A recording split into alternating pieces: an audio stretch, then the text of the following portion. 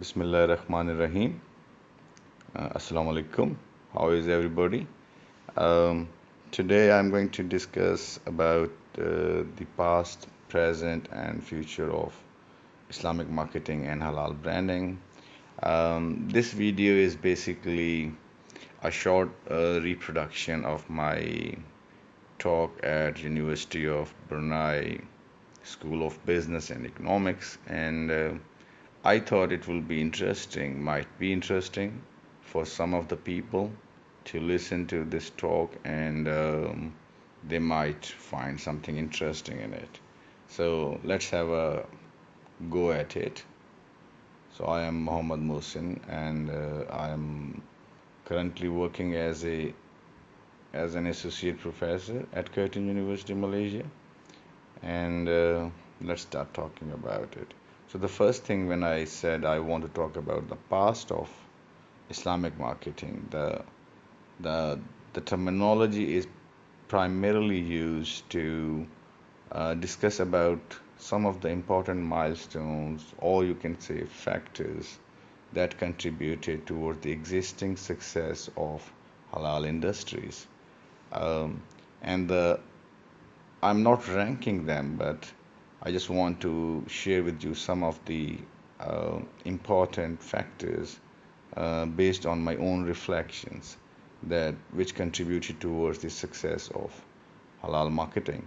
So the first thing that I want to talk about is the independence of the Muslim nation states, and the independence of nation states is very important and critical because unless and until you are not independent, means unless and until you are not free as a nation, your thinking cannot be free. And the reality is that even the Muslim nations are free for now more than 40, 50, 60, and 70 years, and even more than that, after experiencing the colonial era of Western societies.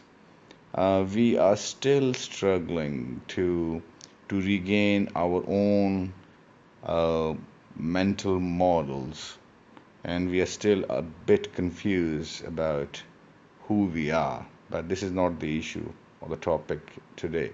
Today what I'm talking about is that the independence led to independent thinking, and which means we start thinking about our consumption as an independent and free consumer, which led to the success of uh, halal industries.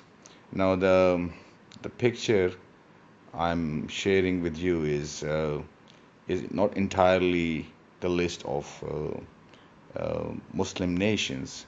It also include India uh, and Ethiopia, and both of these countries are in this list because although they are not um, Muslim nation states, they have a very significant Muslim population, and therefore the implication for the Islamic marketers is that not only to focus on the Muslim nations, but at the same time also focus on the countries where Muslims are a large minority. The second factor that I consider important that has played an important role in the development of halal industries is the resurgence of Islamic intelligentsia. And this resurgence is ongoing. And I use pictures of some of the famous intellectual in Muslim societies in past and in present today as well as a symbol of the insurgence of our intelligentsia, the role of the intellectuals in the Muslim world in terms of enlightening us about our heritage, in terms of helping us to rediscover our identity, and in terms of providing us the theological and intellectual foundation on which we have developed the halal industries as it is today. The third thing I want to talk about is the rise of the political Islam and the alternative economic models. Um, as as I talked previously about Muslim intelligentsia, its resurgence, and their refusal to accept uh, both the capitalistic and socialist economic models because they think they are both on the extreme ends. At the same time, these movements have provided um, an uplift into the economic conditions of many Muslim societies. Um, on the other hand, we have seen some um, uh, awful examples of political Islam in shape of Al Qaeda and ISIS, the most destructive forms of political Islam.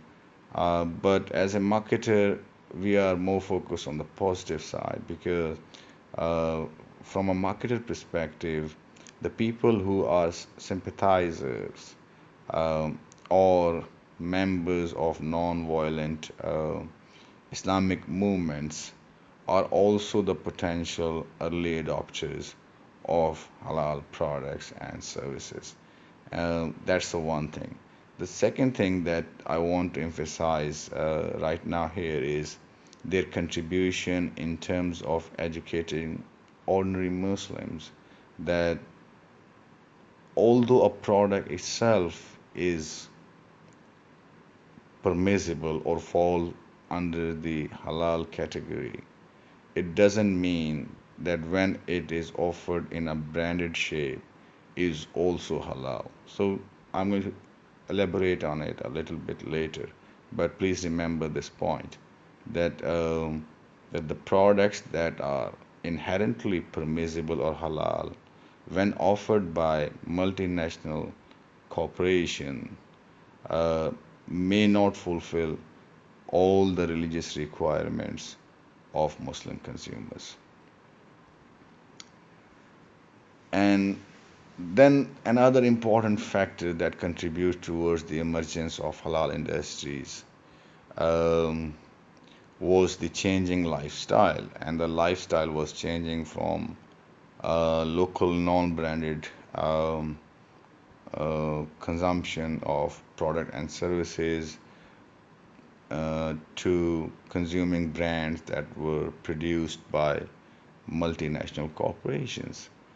Although it is not only specific to the Muslim society, this changing lifestyle, it is a global phenomena because of rapid industrialization in um, early 20th century. Um, but the winner of this phenomena were multinational corporations, and they are the dominant players of providing most of the FMCG products and most of the financial service products and the implication for the Muslims was that with the help of political Islam and the resurgence of intelligentsia and by getting themselves more and more educated, they start realizing that although these products offered by these MNCs fall under the permissible product category, but when processed in an industrialized way, they might not fulfill the religious requirements of Muslims and thus cannot be considered as halal. So the solution and the quick fix was the third-party certification bodies, and the MNCs were also quite quick in terms of implementing third-party certification systems wheresoever the pressure was significant, and they ignore the need for a third-party certification where there are not much demand, even in a Muslim majority society. Another thing that contributes towards the halal industries is the issue of identity dilemma and modernity. Now, the identity dilemma comes from the assumptions and very established assumptions in the marketing literature that the brands are the source of a person's self-expression. Um, if the brands are the source of a person's self-expression, they need to be congruent with the identity of that person. Although identity itself is a multi-complex concept, but we also know that religious identity is one of the most important component of a Muslim identity or Muslim individual identity. And I cannot see any congruence between these multinational brands' personalities and the Muslim identity. So there is a significant gap uh, when it comes to the the value proposition of these MNCs brands in terms of offering a truly um, true true expression of Muslim identity.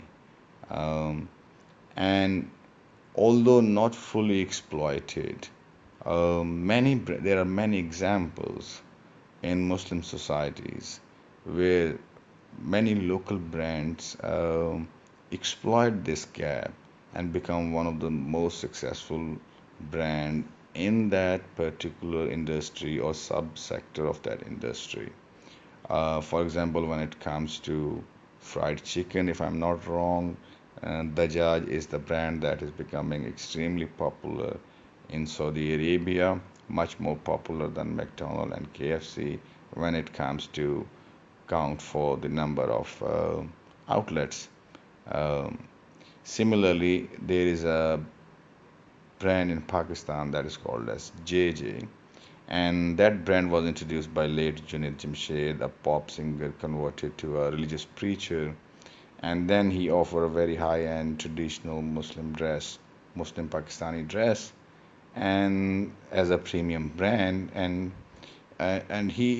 his company can now be considered as multinational corporation because he his outlets are not only in Pakistan but in several other countries.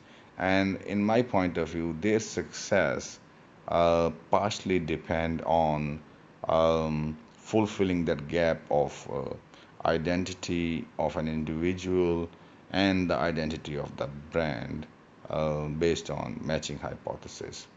The second thing that I want to talk about is the concept of modernity.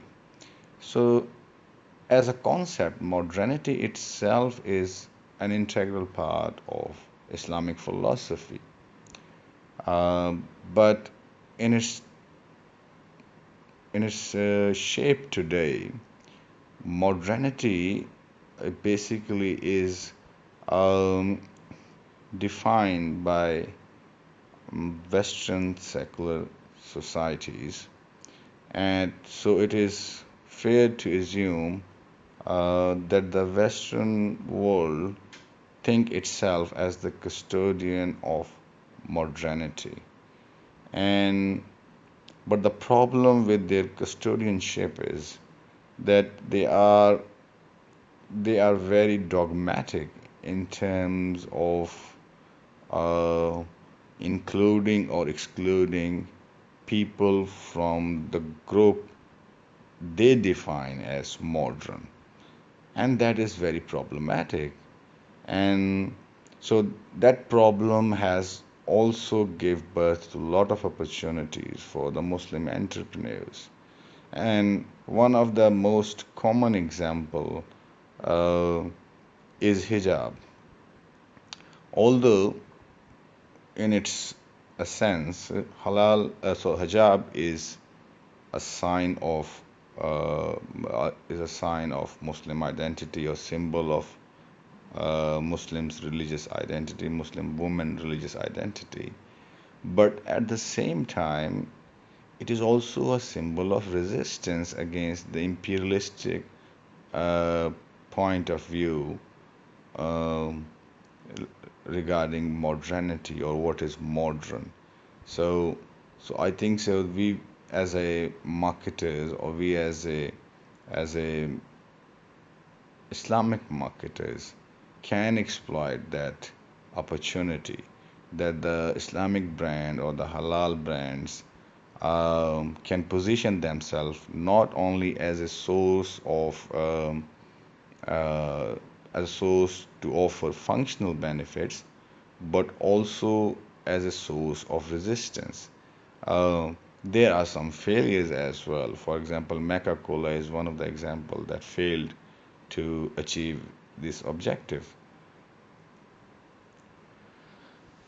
And the last thing about the factors or the past of the Islamic marketing was the emergence of Islamic banking and finance. And it was also related with my first couple of points, like independence of Muslim nation states, resurgence of Islamic Muslim intelligentsia, and the realization of the need that our um, sovereignty or our independence um, uh, in geographical terms or in national terms cannot be secured unless we also secure our financial independence. And our financial independence depends on having financial institutions that we own ourselves and operate ourselves.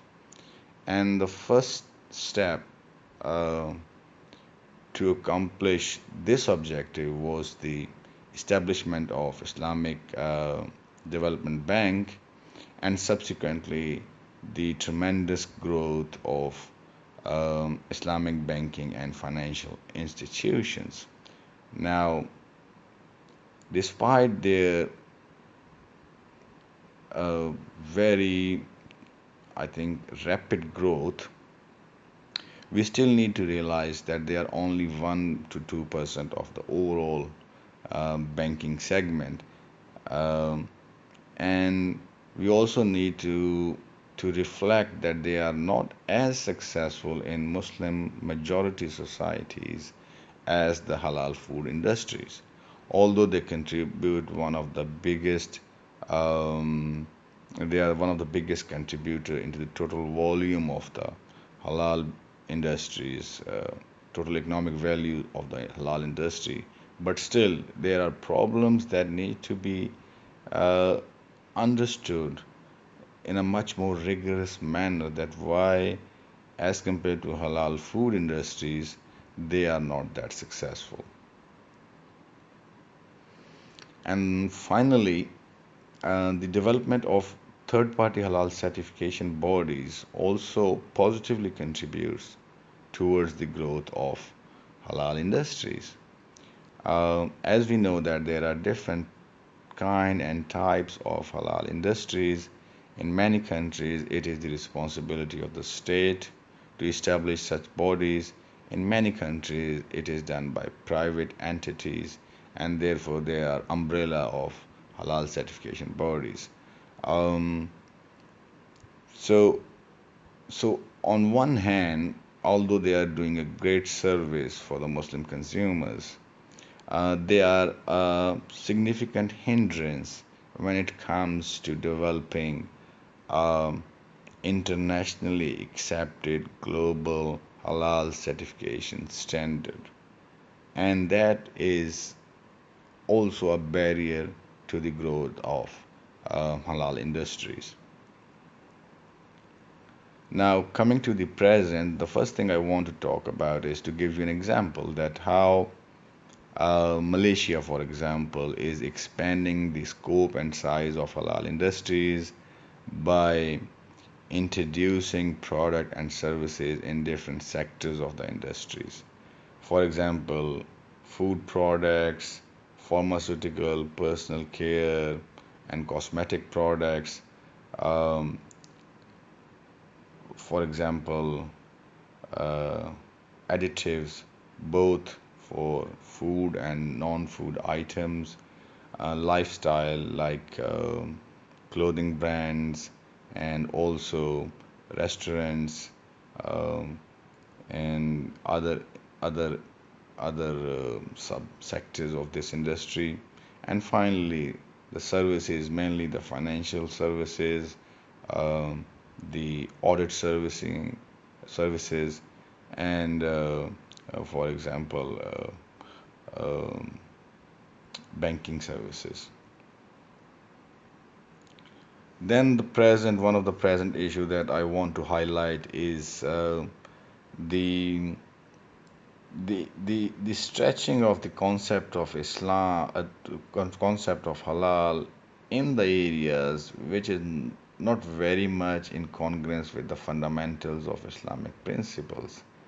I have just chosen this Islam swipe as an example, um, but which is a dating website, and in most of the Muslim societies, dating is not considered as appropriate uh, because in Muslim societies we strongly believe on the institution of marriage rather than like Western societies. So, salam swipe type uh, dating websites are trying to target Muslim consumers, and in one sense, they are pretending to offer something halal. There are more extreme, weird examples of um, some entrepreneurs stretching the ideas of Islamic marketing and applying them in the areas which is sometimes quite ridiculous. So, this is also a problem that um in order to grow the halal industry, we must not forget the fundamentals of our religious values. Then, in today's world, today's halal business industries, this debate on the topic of substance versus form is a complex issue. But as a marketer, it provides us great opportunities. And so I choose these two pictures to explain my little knowledge about substance versus form. So, most likely, the picture on the left side is the picture of a chicken that the KFC might use after properly slaughtering into its halal certified outlet, and the Muslim consumers are going to consume based on the facts that it is halal in its form. As compared to the picture in the right side, the chicken, the ranch chicken, right? Uh, this is a chicken that is um, growing as a chicken should grow, and if properly slaughtered as per the principles of Islam, this chicken will not only be halal in its form but also in its substance. And therefore, in my point of view, it is offering much more value for the Muslim consumers as compared to chicken on the left side. And that's the idea that I want to share with my friends and my co researchers and scholars that that to do research in terms of the possibility of offering premium halal brands or the halal brands that differentiate themselves from other brands not only based on form but also on the base of substance as well. Then another thing that I want to talk about are the basically challenges in the halal industries by reflecting a little bit on the complexities and the differences between and within Muslim societies. For example, there are sectarian divide among Muslim countries, and this divide is creating a lot of problem. Couple of countries are involved in running proxies in other countries, bringing a lot of misery for ordinary Muslims. And at the same time, on economic front, uh, these conflicts can result into a failure to achieve um, international halal certification standard, number one, and number two, when it comes to trade between different Muslim countries, um, the certification of the halal products can also become a controversial issue. Um, the second is the issue when there are multiple sects living side by side in within a Muslim country, and this can also become a problem for if it is really if it is a government regulatory body that is responsible for developing and implementing third party certification. The process may get jeopardized because of different sectarian divide and interpretation. That is also linked with the third point, that is the different fiqh. Multiple fiqhs mean multiple religious interpretation of Islamic text, and there are implications in terms of uh, the different fiqhs might not agree on certain product and services whether they can be certified as halal or not. I don't want to go into the detail with the help of examples because I don't want to create any controversy. But if you explore a little bit about different type of Islamic financial products, you will find out that different fiqhs have different, very different point of view about their permissibility as halal financial products or services. And the last thing that is more of more ha the last point that has more relevance in terms of a research idea is to consider whether the Muslims are majority, absolute majority, or minority in a country. So the common sense will suggest that where the Muslims are majority, the scope of halal market is bigger, which might be wrong just because the Muslims, when they are living in absolute majority, they will have a default perception that whatsoever is being sold to them is halal. Uh, that might not be true in many cases, and therefore there is a need to educate Muslims in where they are absolute majority to understand the importance of halal certification. Uh, so, so it is a matter of educating them as well, and it's a matter of business opportunities as well, both for certification bodies, for government regulatory authorities, and entrepreneurs. On the other hand, the Muslims who are living as a minority in different parts of the world are by default very much aware that all the products and services offered in that country are not halal. So they are more conscious buyer of the product and services when it comes to consuming halal product and services, and therefore uh, it is much likely that they are going to be more loyal customer of authentic halal certified brands. They might be more willing to pay premium price, and this issue of whether the Muslims are absolute majority and whether the Muslims are significant minority and what are the differences in their halal consumption behavior is an important topic of interest uh, in order to understand and develop better halal marketing strategies. Then today, in today's world, we are very well aware about the Islamophobia, anti-halal, and anti-Islam movements in Western world in general, and the countries where Muslims are just small minority groups, and they are facing extreme hardships.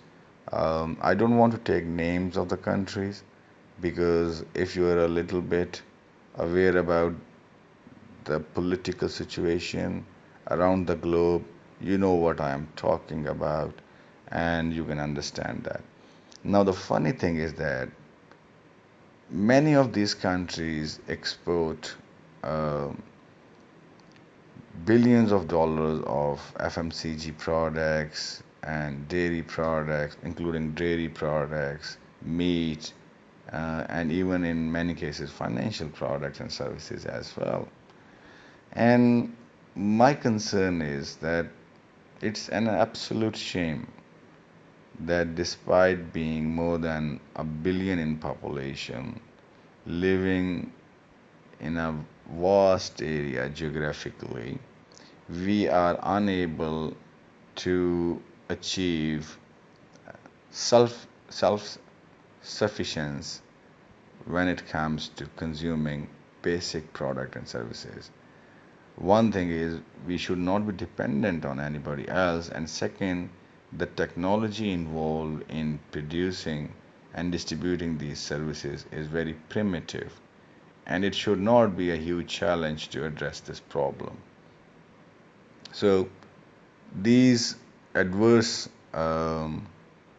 circumstances are also a source of inspiration, thinking out of the box, and coming up with the ideas that will help to improve the living standard of Muslim societies in general and Muslim entrepreneurs in particular. Now, the last couple of slides I want to talk about the future of the Islamic marketing, and the one debate that I want to initiate today is to consider whether Islamic marketing is a function of an organization or whether it is an organization-wide philosophy. Because if because in its true nature and spirit, Islamic marketing is basically organization-wide philosophy. So only a marketing department responsible for ensuring that the product and services conform to the religious requirement and properly communicated to its intended target consumers is not optimization of the blessing of halal principles. And the second thing is that we all understand, being Muslims, that halal principles are not only restricted to our dietary habits or consumption of financial products and services. In its true nature, the halal principle applies on our day-to-day actions. And therefore, the halal principles are more of a philosophy than principles. And if it is a philosophy, it is applicable across the organization rather than a particular department of the organization. And once somebody decide to apply them organization wide, it means that the particular organization will shift its focus from shareholder profit maximization to stakeholder profit maximization. The focus will be shifted from form to substance. Focus will be shifted from making profit to reducing waste and producing sustainable product and services. And the outcome will not only the functional products, but the functional products that not only fit for the Muslim consumer, but offer much more spiritual benefit to the Muslim consumers and as well as Muslim entrepreneurs. And similarly, for the Muslim entrepreneurs, when it comes to positioning halal brands, they need to understand that halal brands can provide a very important source for the Muslim consumers to express their self.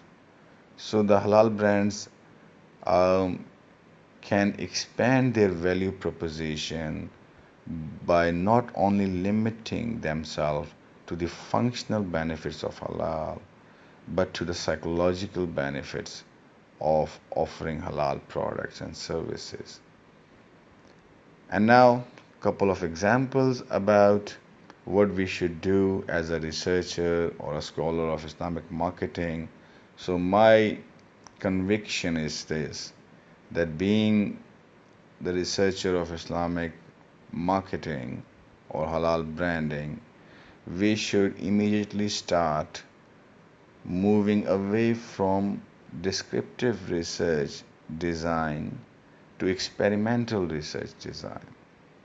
Um, because the experimental research design not only provide us a much more in-depth understanding of Muslim consumer halal consumption behavior, but it will also become a much more interesting study that the top tier journals would like to publish. So let me give you two examples at the end. The first is this is the study we conducted, I think, in 2015, and till today it's under review. And if you look at these three ads, probably if you are not a Malaysian or a Malay, you will not be able to read them, including myself. But what we did in this experimental research was that we gradually increased the intensity of religious cues in all three in these advertisements. So what we were trying to understand whether there is a benefit of increasing the intensity of religious cues in advertisement. So the, the first question was, if we increase the intensity, uh, whether the respondent attitude towards the ad, attitude towards the brand, and purchase intention also increases. That's the one question. And the second question was that as we were increasing the intensity of religious cues in these advertisements, does it have a negative effect on the non-target consumers? And it is also very important. Why it was so important? Because if the Islamic banks want to expand, they need to include non-Muslim consumers as well. And therefore they are supposed to create a delicate balance where their communication reflect their religious identity, but at the same time it is not so intense that it irritates the non-target customers. So this was the fundamental idea behind this research, and you can choose similar ideas to explore um, the attitude and behavior of Muslim as well as non-Muslim consumers. The last thing I want to give a second example about experimental designs, and although these two pictures are not appropriate to use in experimental design, they are here just to explain you a little point that two brands, the one brand, the same brand, offered in two different countries, is offered differently for the Muslim consumers. For example, in Australia, the the Cadbury is not using any third-party halal certification. However, on their own website, they have provided a list of different Cadbury chocolates that they claim are fit for Muslim consumers, means they are halal, but they are not third-party certified. Now, as compared to Australia and Malaysia, uh, all the Cadbury products, including dairy milk, are halal certified by Malaysian halal certification regulatory body.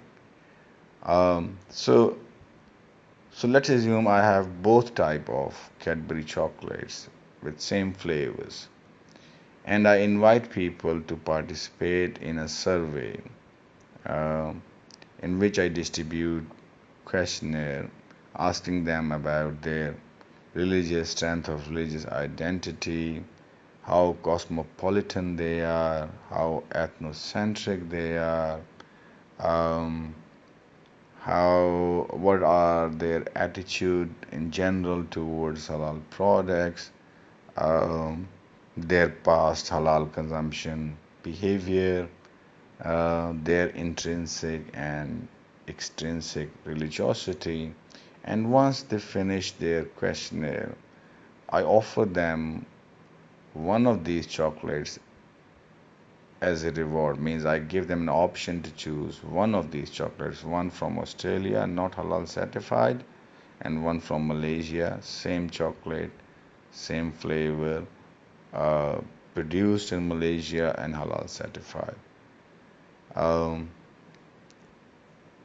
that will be the study one, and then I will look into the relationship of between the information I gathered through a questionnaire and their actual behavior. Then I can move to the study two, and in the study two, I might choose to change the person who is observing them during that experiment. So, for example, instead of standing and observing myself, I might request my Australian colleague to conduct that experiment and observe them. So, whether the presence of an Australian in that experiment will influence their choice, we don't know. So, in the third study, what we can do is that at the end of once a respondent finished his questionnaire, we can give him, for example, 5 ringgit and ask them to use these 5 ringgit to buy any of the chocolate, whether they are made in Australia or whether they are made in Malaysia. Obviously, Malaysian Cadbury chocolate is third party certified.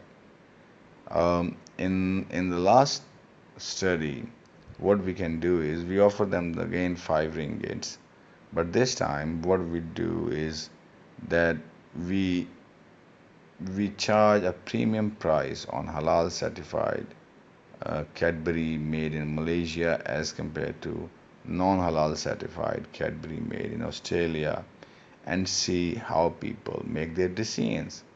Now, everybody will be telling me that, oh, everyone will buy Malaysian halal certified Cadbury.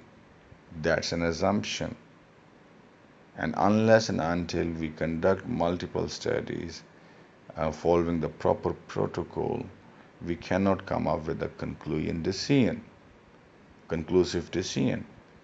And therefore, that's my main point, that when it comes to halal marketing research, one should move away from descriptive research to a more rigorous experimental design. So that's the end of my talk today. I hope you have enjoyed it and find something interesting in it. Take care of yourself. If you want to discuss this topic with me, please feel free to send me an email or post a comment on my my Facebook or my YouTube account. It's a time to sleep now. Good night. Take care. Bye.